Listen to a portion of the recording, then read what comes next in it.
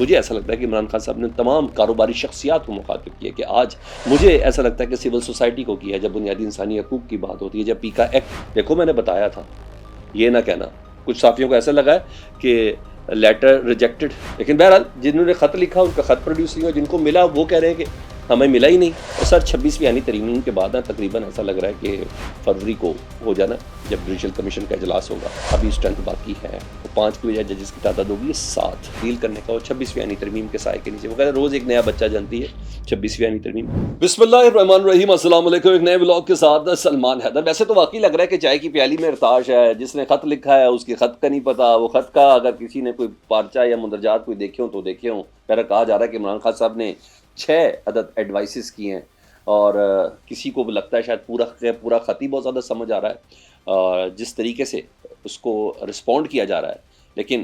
حق یہی ہے کہ ایک خط نے یا ایک خط کی بازگشت نے کمال کا ارتاش کیا ہے۔ لیکن اس کو اگر مفروضے کے طور پہ دیکھا جائے تو اس مفروضے کو بیرسٹر گوہر صاحب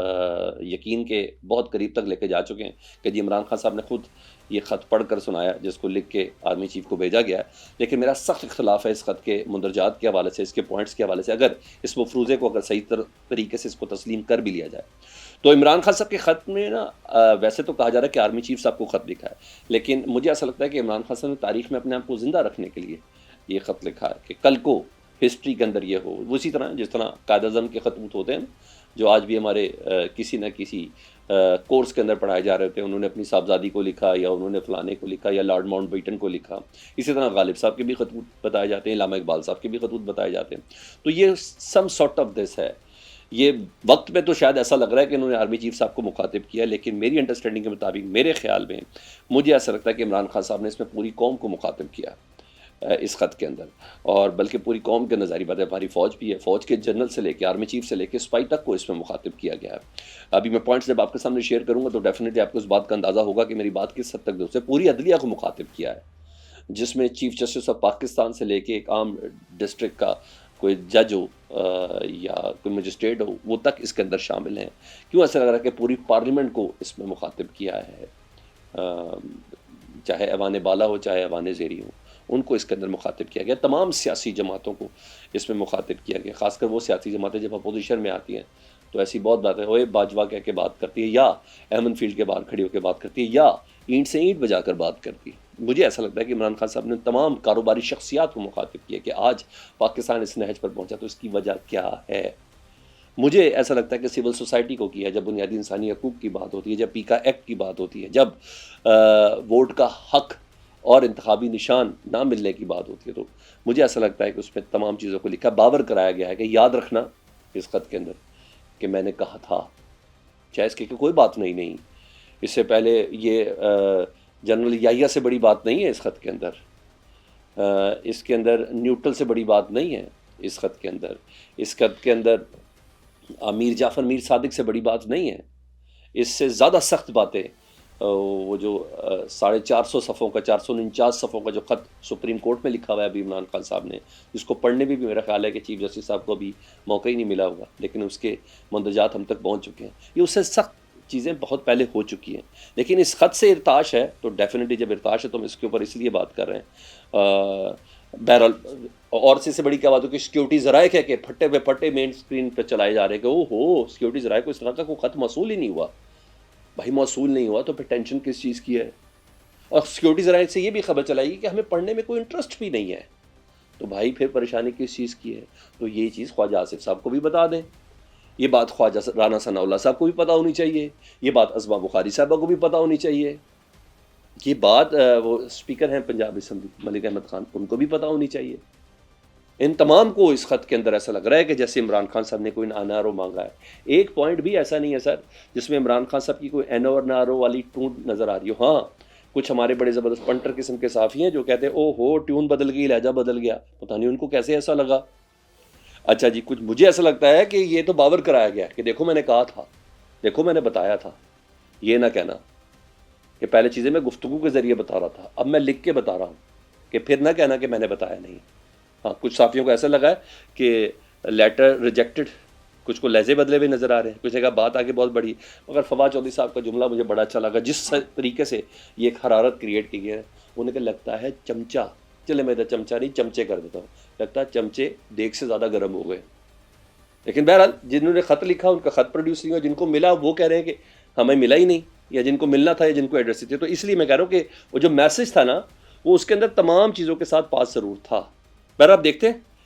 حکومت کے وسوسوں میں ان باتوں سے تھوڑا اضافہ ہوتا ہوا نظر آ رہا ہے. لیکن بہرحال یہاں یہ چیز مجھے تو ایسا لگ رہا ہے کہ یہ چیز وہ کہتے ہیں چائے کی پیالی میں واقعی ایک طوفان ہے جس کو برپا کرنے کی کوشش کی گئی ہے. ہاں آج تھوڑی عظمہ بخاری صاحبہ ان سب کو ایسا لگا کہ پہلی بار لکھ کے نعرہ مانگا عمران خان صاحب نے. پہلے اس میں کہیں بھی نہیں ہے، بتایا گیا ہے کہ پاکستان کی معاشی صورتحال کی بیسک کیا ہے. اسٹارٹ انہوں نے اسی سے کیا، فوج بھی میری اور پاکستان بھی میرا. لیکن سر یہ بات سمجھنے والی ہے جو اس وقت کی پلس ہے، جو کہیں نہ کہیں ڈرائنگ روم میں کوئی سیاسی جماعت بولتی ہوگی، آپس میں بات تو کرتے ہوں گے، گھر میں اپنے بچوں سے ہی بات کرتے ہوں گے، یا جو ہمارے کاروباری شخصیات ہیں وہ ان تمام معاملات کا ذمہ دار جس کو ٹھہراتے ہوں گے، ان تمام کو جا کر کے انہیں کبھی بھی وقت ہے اور حل بھی بتایا اس کے اندر. بہرحال یہ چیزیں تھیں. تو بہرحال کچھ لوگوں کو یہ لگ رہا ہے، اور جہاں یہ لوگ کہہ رہے ہیں نرو مانگ رہے ہیں وہاں عمران خان صاحب کی بہنیں جہاں ملی وہ کہہ رہے ہیں نہیں بھائی عمران خان ناراض ہے، وہ تو کتابیں مانگ رہا ہے. تو میں ادھر عمران خان صاحب کو خیر ان چیزوں کے حوالے سے میں نہیں ریپرزینٹ کر رہا، لیکن میں آپ کو یہ بتا رہا ہوں کہ ایک چھوٹی سی چیز ہے جس نے آج پورا پرائم ٹائم بھی سجا دیا اور کل کے اخباروں کی شہ سرخیاں بھی سجا دی ہیں اور یہ تمام کچھ کر دیا ہے. لیکن اصل حقیقت جو میں آپ کو بتا رہا ہوں، یہ خط آرمی چیف سب کو ایڈریس تھی، اس سے پہلے بہت زیادہ وہ بیک ڈور رابطے شابطے سب کچھ آرمی چیف سے ہی ہو رہے ہیں، سب کچھ آرمی چیف سے ہو رہے ہیں. اوپر سے علی امین گنڈا پور صاحب کے جملے تو ویسے ہی بڑے کہہ رہے ہیں کہ نا وہ چونکے مار رہے ہیں. تو یہ چیز ہے. اب آؤں ذرا میں عدالتی سٹرکچر کی طرف. اور سر 26ویں آئینی ترمیم کے بعد تقریباً ایسا لگ رہا ہے کہ انہوں نے پوری ہیت جو عدالتی سٹرکچر اس کی تبدیل یا تو کر دیا یا کر رہے ہیں. اسٹارٹ سندھ ہائی کورٹ سے ہوا، اس کے بعد بات چلی گئی پشاور ہائی کورٹ جہاں آج باقاعدہ طور پر حلف بھی لے لیا گیا، پھر اسلام آباد ہائی کورٹ میں وہ بھی 12 کی اسٹرینتھ پوری ہو گئی. تو لگ ایسے رہا مگر لگ کیا رہا ہے. اور باقی کی رہی صحیح کسر وہ جو سپریم کورٹ میں جس کو کورٹ پیکنگ کا لفظ استعمال کیا گیا وہ 10 فروری کو ہو جانا جب جوڈیشل کمیشن کا اجلاس ہوگا. بہرحال اسلام آباد ہائی کورٹ کے ججز میں نا ابھی اسٹرینتھ باقی ہے، وہ 5 کی بجائے ججز کی تعداد ہوگی 7. جی ہاں 7 ججز ہیں جنہوں نے آئین کے خلاف یہ جو تمام معاملے تبادلے ہو رہے ہیں خلاف آئین اور تقرریاں ہو رہی ہیں ان کے آگے انہوں نے کھڑے ہونے کا فیصلہ کیا. جی اب انہوں نے چیف جسٹس سے ملاقات پہلے انہوں نے کی تھی ججز نے، ٹھیک ہے، اس کے بعد اپنے چیف جسٹس اسلام آباد ہائی کورٹ اور چیف جسٹس آف پاکستان کو خط بھی لکھا تھا کہ سر ایسا نہیں کریں. اور اب یہ 7 ججز نے اور انہوں نے پڑھ کے بتایا کہ سر آرٹیکل 200 یہ آئین کا ترمیم میں ضرور شامل تھا لیکن اس کو نکالا گیا تھا، لیکن آپ نے آئین کے آرٹیکل 200 کے تحت تبادلے بھی کیے. اور وہ جج جو لاہور ہائی کورٹ سے آیا یا سندھ ہائی کورٹ سے آیا بلوچستان ہائی کورٹ سے آیا اس کو بغیر حلف اٹھائی کام پہ لگا دیا سیدھا. یہ کبھی ایسا ہوا ہے؟